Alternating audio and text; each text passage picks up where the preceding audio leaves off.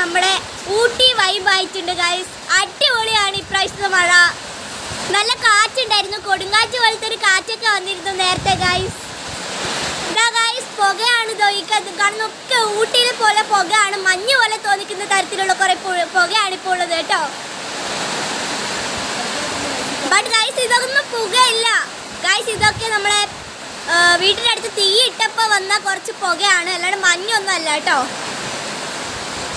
Guys. അപ്പോൾ നമ്മുടെ 2026 നമ്മൾ വരാൻ വേണ്ടി കാത്തു നിന്ന ആദ്യത്തെ പുതുമഴയാണ് ഇപ്പോൾ നമ്മുടെ കയ്യിലുള്ളത് ഗൈസ്. ദാ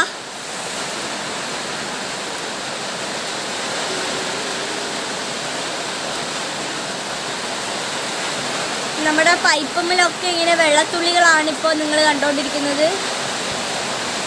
പൈപ്പിൽ നിറച്ച് വെള്ളത്തുള്ളികളാണ് ഗൈസ്, ഉറ്റി വീഴുന്ന വെള്ളത്തുള്ളികൾ.